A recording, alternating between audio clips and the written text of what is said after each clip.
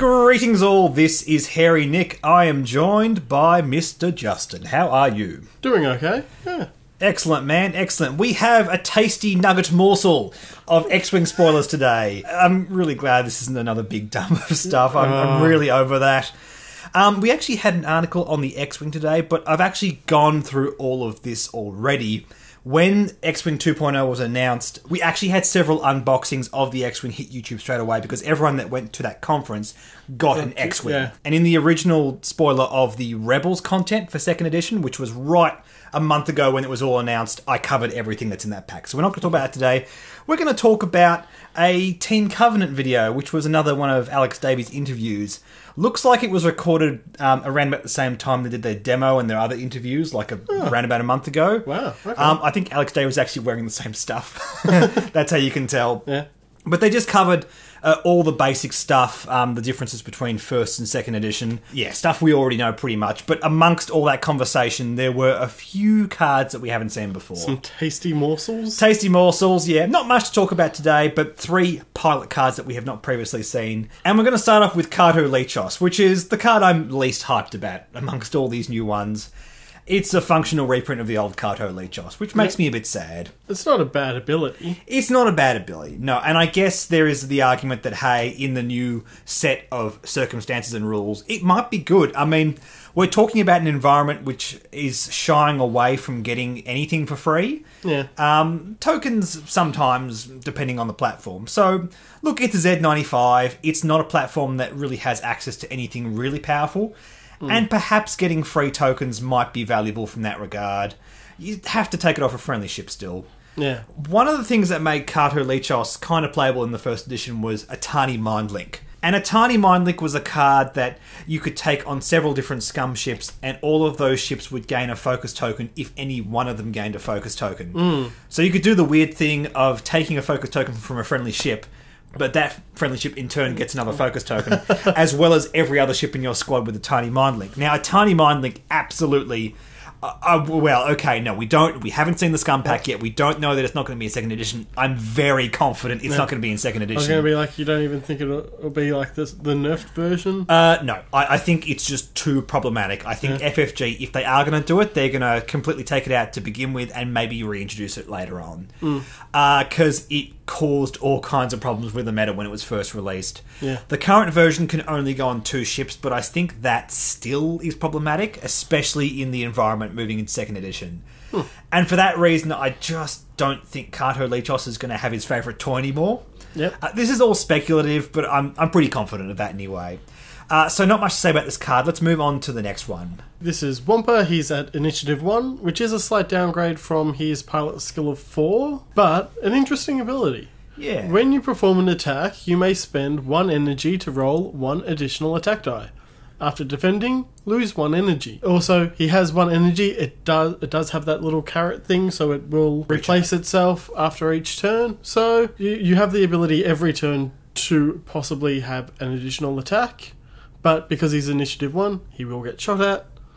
Most likely. Yeah. And even if you do survive the attack, you're still going to lose the energy anyway.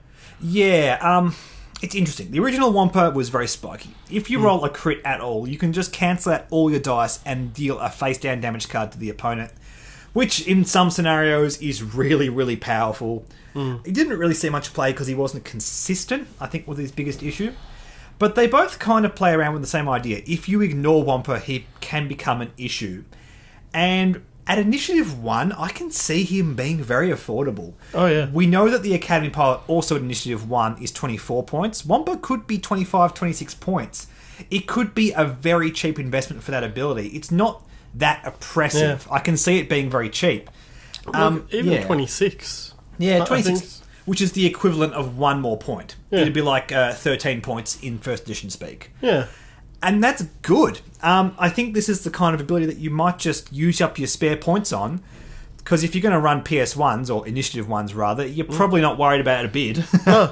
It's 1 more dice, but at the same time, adding red dice in 2nd edition isn't something that we get access to quite a lot. And it might just mean that Wampa gets an attack through where he otherwise may not have. Yeah, I think in a swarm build, he's going to be very powerful. especially because he flies alongside accounting pilots. Yeah. That makes him very relevant.